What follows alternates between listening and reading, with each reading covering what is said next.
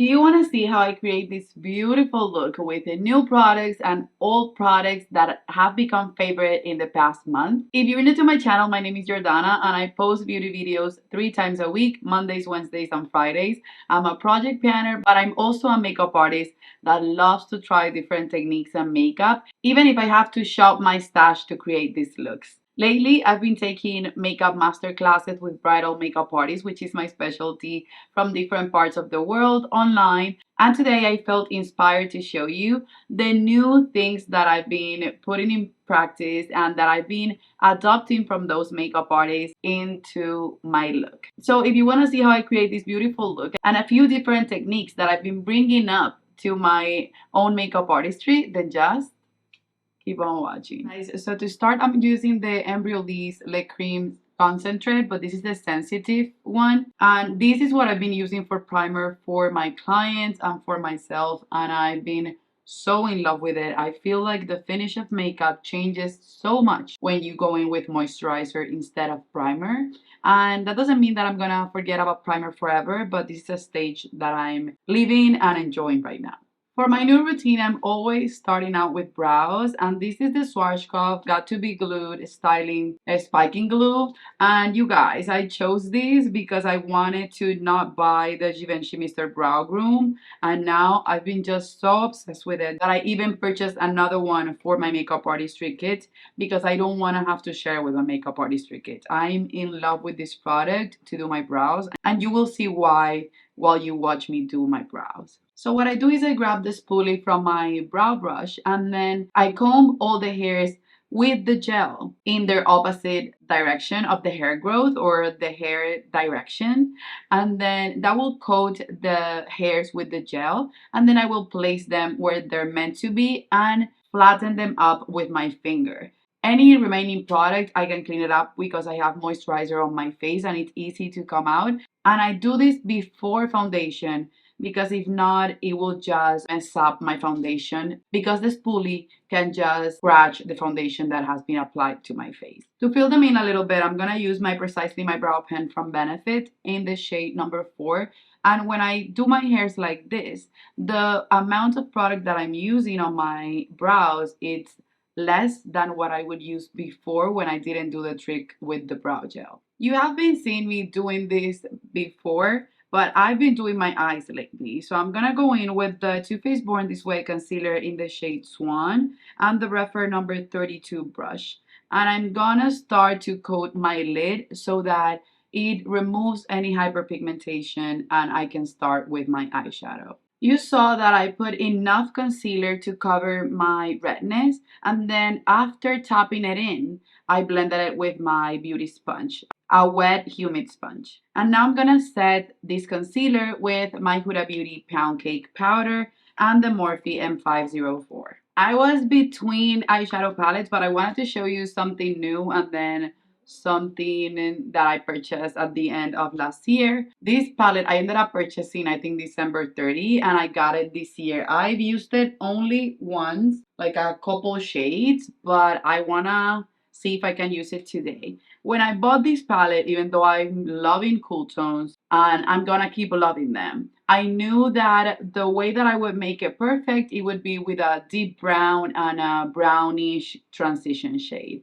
Because even when I'm using cool tones, I love to have a brown on my crease. I'm not the everything needs to be great type of girl, so I will always go and reach for something warmer or something brownish. For that, I pulled out the Patrick Ta Major Dimension 3 because it has all the cool tone browns that I would need, and then also just in case the Pretty Grunge palette because it comes with a few mauves. You can go for browns or mauves depending on your taste. I'm thinking that I'm gonna go for browns and then I'm gonna use this Xenon palette as the inner corner glow and then just to deepen it up a little bit. For my crease color, I'm gonna go in for this shade right here. I'm not gonna tell you the names because the names are in the back of the palette and I'm not that talented, you guys. I have to think about it and then it will take me forever to do this makeup look. And I'm grabbing the same Morphe M504, and this one I would just place it on my crease and then blow it out towards my temples. But you guys, I'm gonna be messy with it and I don't mind having fallout. That's why I'm doing my eyes first, and we will clean that up later. As a makeup artist that has been teaching lessons for years and years now, I sometimes forget that I need to explain myself.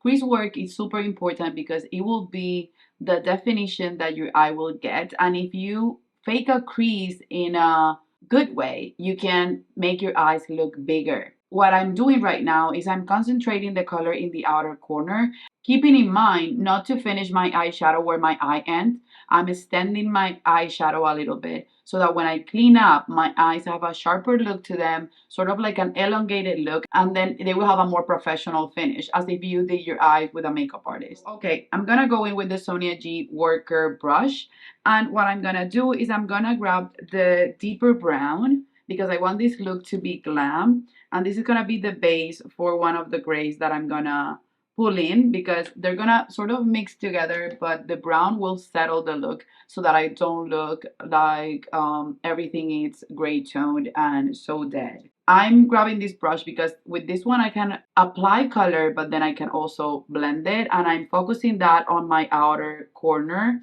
and I'm extending it again to my temple. This brush is truly a packer brush, you guys. It will make everything look super opaque and perfect. And don't mind the craziness right here. That will go away. Now I'm grabbing the bigger fluffy brush and I'm blending everything towards the temple. Now I'm going in with the shade Spush from the Xenon palette, and I'm using the Morphe M213, and this will go closer to my lash line. And then for the inner part of the eye, I'm gonna try first to do Rhyme or Neve. I don't know if that's how you pronounce it, but first I'm gonna do Rhyme all over the inner corner with the same brush. I just cleaned it on a towel. And then with the mini booster from Sonia G and the shade GRWM, I'm gonna just melt the two colors together so that it doesn't look like a brown and then a stark white. This is a grayish tone again, but more of a pewter color and with a little bit of a shine. So putting that in the center will help me mix them together and the transition will look smoother. Now I'm grabbing the black shade from the Patrick Ta Major Dimension 3 and the Refer number 29, which is my favorite liner and detail brush within my collection. I have about 6 of them. And I will press that as a liner from the beginning to the end of my eye and extend it a little bit. After I curled my lashes, I'm going in with the Pat McGrath Labs Fetishize Mascara. And I'm coating my lashes with the mascara, since I think I'm not wearing falsies today, because I was thinking about wearing falsies today, honestly. I'm going to use the Morphe Dark Room eyeliner to do my upper waterline and my lower waterline, but you guys, I don't like this pencil. I'm just using it because I have it in a project pan. Now after my eyes are done, this is where the magic happens. I'm going to grab a cotton round, micellar water, and I'm gonna clean under my eyes and start my base. And I'm gonna show you so many things that I've changed on my everyday glam makeup routine. Okay, you guys, so for foundation, I'm using my NARS Radiant Longwear Foundation in the shade Fiji, but I'm mixing it up with a little bit of the Double Wear in the shade Desert Beige. And the reason why is because this one doesn't last as long on me as the Estee Lauder one, but this is darker and it works for my current tan because this is me super dark. Now you guys, for color correcting, this is my favorite now. I wanted to try this to compare it to the Huda Beauty one, and the first time that I used it, I fell in love with it. This is the NATASHA Denona High Glam Correcting Concealer in the shade C2, and these, you guys, if I don't want to wear concealer, this works to color correct. And if I want to wear concealer to brighten, then that's okay. But I love the fact that this sort of disappears on my skin while color correcting my darkness. You can see that you don't really see the orange tone to it, but you don't see the darkness either. And with the Huda Beauty one, even though I love it, I have to put something on top to correct the color corrector. So this for me, it's perfection. For concealer, I'm using Swan mixed with the Huda Beauty Marshmallow Concealer because the Too Faced one has way more coverage than the Huda Beauty one, and I prefer to have a more full coverage concealer. And I'm applying it first with a brush and then I'm blending it in with my beauty sponge. To set the concealer, I'm using the Huda Beauty Pound Cake Powder and this triangular puff from Amazon. And you guys, that's all I'm gonna do, and I'm gonna go in for bronzer. And this is one of the things that I've switched on my makeup routine. And this is the Charlotte Tilbury Airbrush Bronzer in the shade medium. And I've been obsessed with this bronzer for the past 3 weeks. I just can't put it down. I'm gonna apply with my Refer 05, which is also a brush that I love. And I'm gonna be tapping the product into the skin. I'm not gonna be swiping yet because I'm applying this on top of foundation before powdering my foundation, and I don't want to move the foundation that I already worked on. For my forehead, I'm creating a rainbow from one arch of a brow to the other one. I'm gonna be coating that with bronzer and then leaving the center of my forehead blank.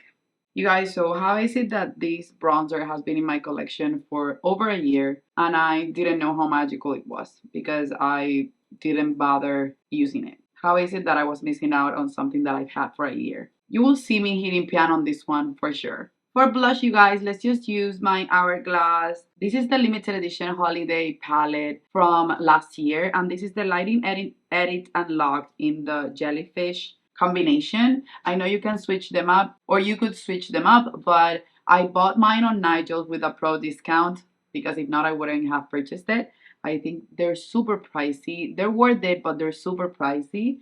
And I'm gonna be using this color for my blush. And I'm thinking that I'll be using this one for my highlighter. But I'm gonna do blush before powdering, then I'm gonna powder, and then I'm gonna put highlighter on top. It's the Rose Fusion Blush. I don't know if this is only unique to this palette, but I haven't used it yet, so this will be sort of like a first impression, but it's a rosy color, and I think it will suit the overall look. Now I will set the rest of my face with the same Huda Beauty Pound Cake Powder, and then I will do my highlighter. For highlighter, I'm going in with the metallic strobe powder in the shade Opal Strobe Light, which is this one. And I'm using the mini cheek brush from Sonia G.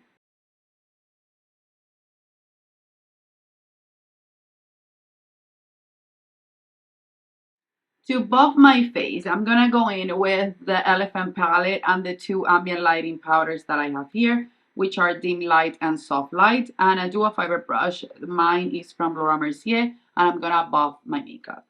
For my nose, I'm going in with the mini cheek one, and I'm just rubbing it on a towel and then grabbing my contour or my bronzing powder from Charlotte Tilbury, and I'm gonna start to contour my nose. I prefer to contour my nose after it's set than before.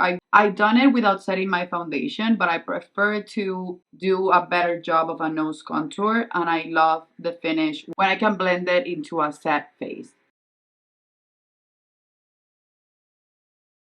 And with my Hourglass buffing powders and the Makeup Ariel and Morphe A14 brush, I'm gonna buff that in. Now grabbing the highlighter with my finger, I'm gonna put it on the bridge of my nose, but on the top part only. Then with the Morphe M213, I'm grabbing the same highlighter and I'm putting it on my inner corner and my brow bone.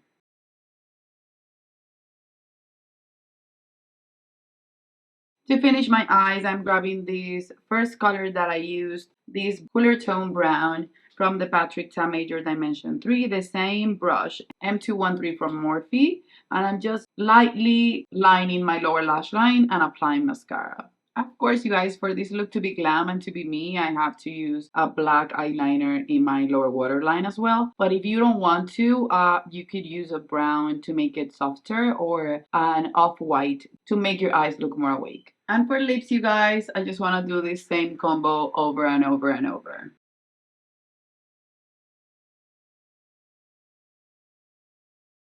Okay, you guys, so this is the finished look. One of my goals for the year was to keep my tutorials or any makeup video that I posted below 12 minutes. I don't know if this one is gonna make the cut. I don't mind because I showed you so many different things that I've been doing. I love the finished look of this makeup and I love the way that the Xenon palette performed. I know that it's a palette that needs a sister palette.